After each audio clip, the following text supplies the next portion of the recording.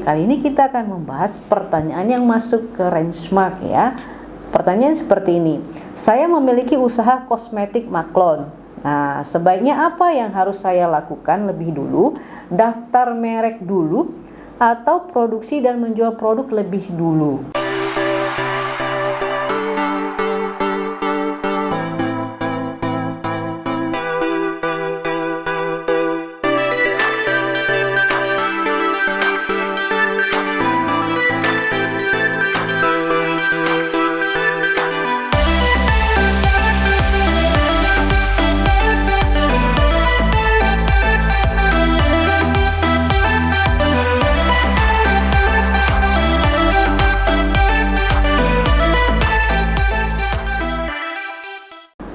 Assalamualaikum warahmatullahi wabarakatuh. Ketemu lagi dengan kami, Rangemark, kantor konsultan Haki terdaftar resmi di DJKI. Kami memiliki kantor pusat di kota Jakarta Selatan dan memiliki kantor cabang di kota Padang. Baik, kali ini kita akan membahas pertanyaan yang masuk ke Rangemark ya. Pertanyaan seperti ini. Saya memiliki usaha kosmetik maklon. Nah, sebaiknya apa yang harus saya lakukan lebih dulu? Daftar merek dulu atau produksi dan menjual produk lebih dulu?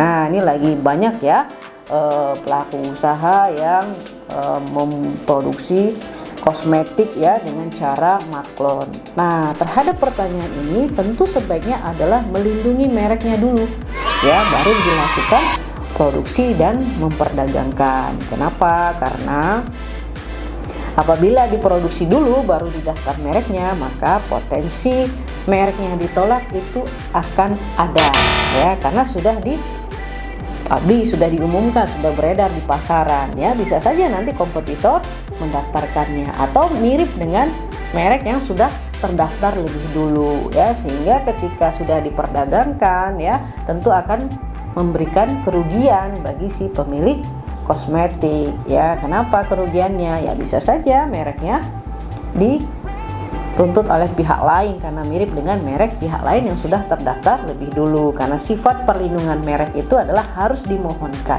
ya, dimohonkan, diproses, apabila disetujui maka terbit sertifikat mereknya. Jadi tidak seketika jadi begitu ya. Jadi ada tahapan-tahapan proses pemeriksaan, dan pengalaman kami paling cepat itu di 7 bulan sertifikat mereknya terbit jika permohonan merek disetujui untuk didaftar. Nah, untuk itu bagi pelaku usaha kosmetik ya maklon, daftarkan dulu mereknya ya, baru melakukan proses produksi dan peredaran atau penjualan barang tersebut. Nah, jangan lupa untuk kosmetik itu agar dia legal diperdagangkan atau diedarkan, wajib ada izin BPOM-nya.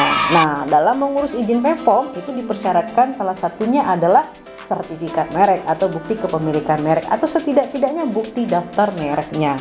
Begitu ya. Nah, namun kami kasih tips, yaitu ketika mau mendaftarkan mereknya ya, jangan langsung daftar. Lakukan pengecekan terlebih dahulu ya. Kalau kosmetik itu berada di kelas 3 ya. Jadi dalam pendaftaran merek itu harus ditentukan kelas barang atau jasa. Penentuan kelas barang atau jasa disesuaikan dengan jenis barang atau jasa yang akan kita letakkan pada merek yang akan kita perdagangkan ya. Jadi kalau kosmetik, jenis barang kosmetik itu berada di kelas 3. Ya, nah nanti lakukan pengecekan dulu di pangkalan data kekayaan intelektual untuk mengetahui potensinya ya, mengetahui potensinya seberapa besar merek ini dikabulkan atau berpotensi ditolak ya, untuk meminimalisir penolakan. Nah, jadi kalau misalnya pemilik kosmetik langsung daftar, nah itu resikonya berpotensi ditolak karena banyak ya yang datang ke kita itu posisi mereknya sudah di statusnya usulan penolakan ya. Nah, ini salah satunya akibat tidak melakukan pengecekan. Nah, kalaupun misalnya sudah pengecekan namun tetap diusul tolak, itu bagaimana ya? Nah, itu tergantung dari si pelaku usahanya pada saat melakukan pengecekan dan analisa mereknya sudah benar atau belum, begitu ya. Karena proses pengecekan merek dan analisanya harus disesuaikan dengan dasar merek itu diterima atau ditolak, dikabulkan atau ditolak ya. Jadi dasarnya adalah di pasal 20 dan pasal 21. Pasal 20 itu adalah merek yang tidak dapat didaftar, pasal 21 itu adalah merek yang ditolak ya, Undang-Undang Nomor 20 Tahun 2016. Contoh misalnya, merek yang tidak dapat didaftar apabila merek yang kita mohonkan berkaitan erat dengan jenis barang yang kita akan perdagangkan. Contoh misalnya, mereknya adalah kosmetik gitu ya, jenis barang kosmetik. Nah, ini pasti berpotensi ditolak karena tidak dapat didaftar. Kenapa tidak dapat didaftar? Nah, mereknya berkaitan dengan jenis barang yang akan kita mohonkan ya. Jadi jenis barangnya kosmetik, mereknya kosmetik. Nah, ini akan ditolak ya. Nah, contoh lainnya merek yang ditolak adalah memiliki persamaan pada pokoknya dengan merek yang sudah terdaftar atau dimohonkan lebih dulu untuk barang sejenis ya.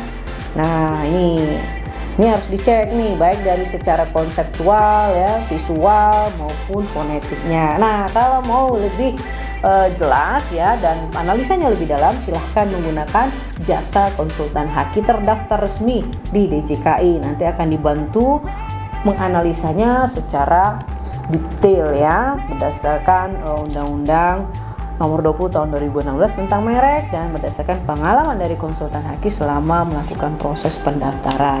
Contohnya merek Rangemark didaftar untuk jenis barang di kelas 3 ya. Kemudian ada lagi yang daftar merek Rangemark Skincare ya, merek Rangemark Skincare untuk jenis barang kosmetik di kelas 3 juga. Nah, maka merek Rangemark Skincare ya yang daftar setelah daftar merek Rangemark tadi, yaitu akan berpotensi ditolak dengan merek Rangemark yang sudah dimohonkan lebih dulu ya, karena statusnya Rangemark itu juga sudah terdaftar ya dan dalam masa perlindungan. Nah, ini jadi sebaiknya dihindari ya. Kenapa? Terdapat persamaan ya secara konseptual, visual dan fonetiknya. Adapun kata skincare di situ itu adalah berkaitan dengan jenis barangnya, yaitu kosmetik ya, skincare itu.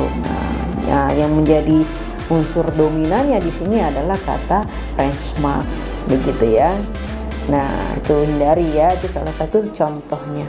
Demikian kami sampaikan, semoga ini bermanfaat. Assalamualaikum warahmatullahi wabarakatuh.